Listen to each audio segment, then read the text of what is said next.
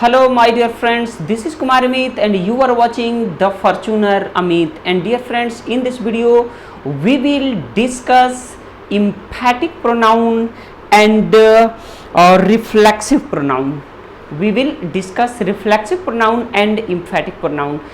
Dear friends, we will see the usage of reflexive pronoun and the usage of emphatic pronoun. We will see detailed information about these two topics. These two topics come under parts of speech, and the second part of parts of speech, pronoun. As we know that we have already discussed noun, and then after we are studying pronoun.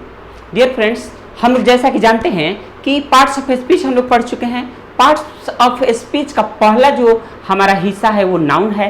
Noun हम लोग पढ़ चुके हैं, noun के सारे definitions को देख चुके हैं, नाउन के काइंड्स को देख चुके हैं. अब हम लोग देख रहे हैं प्रोनाउन. प्रोनाउन का वीडियो जो है वो छोटा छोटा वीडियो 15-15 मिनट का या 16-16 मिनट का वीडियो आएगा, क्योंकि वीडियो लंबा हो जाएगा. इसलिए मैं नहीं चाहता हूँ कि वीडियो ज़्यादा लंबा हो, ठीक है. इसलिए प्रोनाउन का जो वीडियो आएगा वो में भी हो सकता है कि 4-5 पार्ट में आए. तो ये जो वीडियो है इसमें लगभग अभी 2 पार्ट इसका रिकॉर्ड हो रहा है और अपलोड हो जाएगा. डियर फ्रेंड्स, देन चलिए चलते हैं हम देखने के लिए एम्फैटिक प्रोनाउन क्या है, रिफ्लेक्सिव प्रोनाउन क्या है. चलिए चलते हैं बोर्ड की तरफ. Reflexive pronoun, the pronoun my self, ourselves, yourself, yourselves, himself, herself, itself and themselves are called reflexive pronoun. ये reflexive pronoun, ये जितने भी हैं ये सारे के सारे क्या है, reflexive pronoun हैं. इनका उपयोग हम कहाँ करते हैं? तो dear friends, in a sentence हम इसका उपयोग करते हैं वहां पर इसका उपयोग होता है जहां पर सब्जेक्ट जो है और ऑब्जेक्ट, सब्जेक्ट और ऑब्जेक्ट दोनों एक ही होता है. This means what? They are the used when the doer and receiver, doer and receiver are the same. Doer and receiver is the same person, यानी एक ही पर्सन होता है. काम करने वाला भी एक ही पर्सन होता है, जो उसका ऑब्जेक्ट होता है, जो रिसीव करता है वो भी एक ही पर्सन होता है. इसलिए हम यहां पे इसका प्रयोग करते हैं. एज फॉर एग्जाम्पल, अगर हम कहते हैं कि I have written myself this letter, I have written myself this letter, तो मैंने इस लेटर को लिखा है खुद. मैंने इस लेटर को क्या किया है? खुद लिखा है. यानी सब्जेक्ट मैं ही हूं और इसका जो ऑब्जेक्ट हो रहा है, जो रिसीवर है, वो भी क्या है? वो भी मैं ही हूं. जैसे देखिए एग्जाम्पल में, और देखिए example, I introduced him to the manager. I introduced him, यहां पे जो सब्जेक्ट है वो इंट्रोड्यूस करा रहा है हिम को. किसको इंट्रोड्यूस करा रहा है? हिम को इंट्रोड्यूस करा रहा है. किससे? मैनेजर से. तो देखिए यहां सब्जेक्ट अलग हो गया, ऑब्जेक्ट इसका क्या हो गया? अलग हो गया. लेकिन सेम दूसरे सेंटेंस में देखिए, आई इंट्रोड्यूस्ड माई सेल्फ, मैंने खुद को परिचय कराया टू द मैनेजर. तो देखिए यहां सब्जेक्ट और यहां माई सेल्फ लगा हुआ है, ठीक. माई सेल्फ यानी मैं खुद. तो यहां पे जो डूअर है और रिसीवर है ये दोनों का दोनों क्या है? सेम हो रहा है. यहां देखिए, ही hurt himself, he hurt himself यानी उसने खुद को क्या किया? खुद को चोट पहुंचाई खेलते समय. उसने खुद को चोट पहुंचाई खेलते समय. तो देखिए यहाँ पे डूअर भी सेम है, रिसीवर भी सेम है. यहाँ पे कोई थर्ड पर्सन यहाँ पे काम नहीं कर रहा है.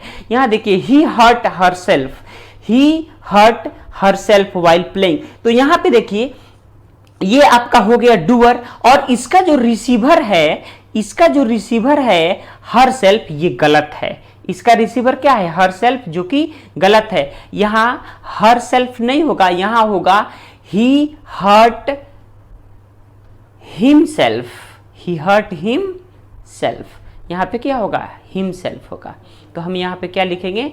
यहां पे हम लिखेंगे हिमसेल्फ, हिमसेल्फ.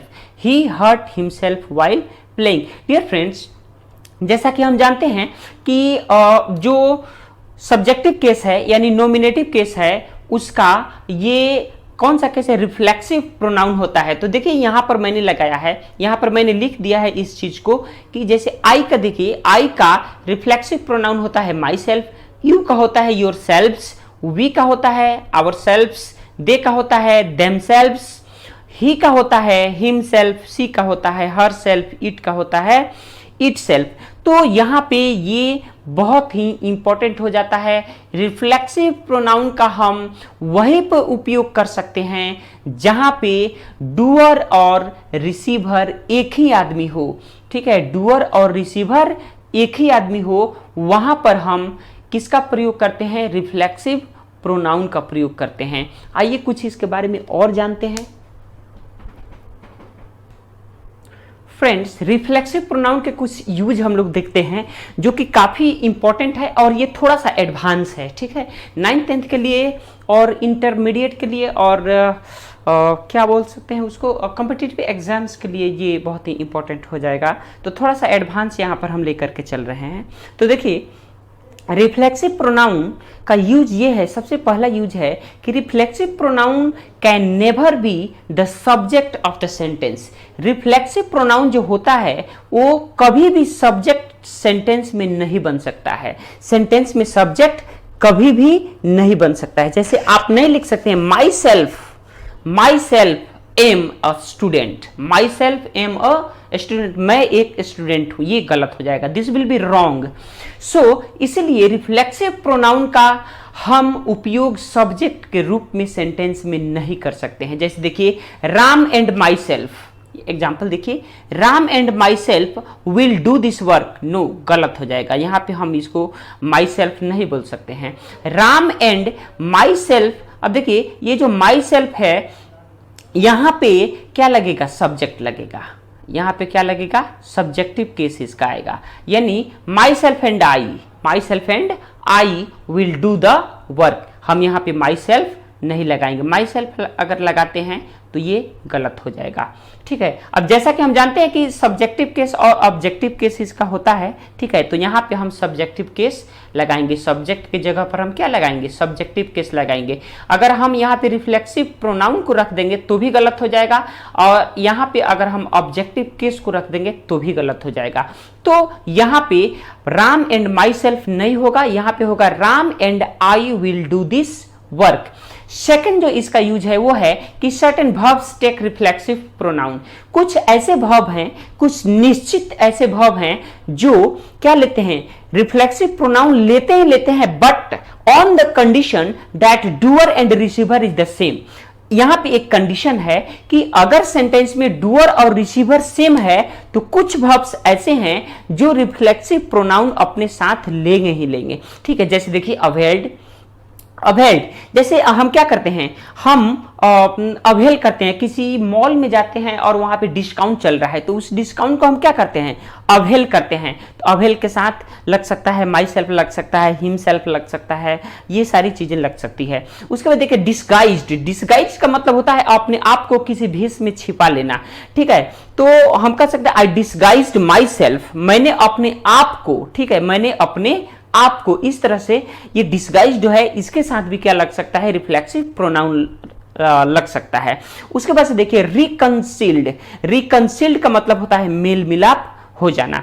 तो ये जैसे हम कहेंगे कि आई रिकंसिल्ड, ठीक है, आई रिकंसिल्ड माई सेल्फ, यहां पे होगा I reconciled myself with my brother, मैंने खुद अपने भाई के साथ क्या कर ली, मेल मिलाप कर ली। ठीक है, तो इस तरह से हम कहेंगे कि कुछ ऐसे वर्ब्स, सर्टेन वर्ब्स हैं जो रिफ्लेक्सिव प्रोनाउन अपने साथ लेते हैं, but on the condition that, condition क्या है कि doer and receiver is the same, doer भी सेम होना चाहिए और रिसीवर भी सेम होना चाहिए, तब जाकर के लगेगा उसके साथ रिफ्लेक्सिव प्रोनाउन।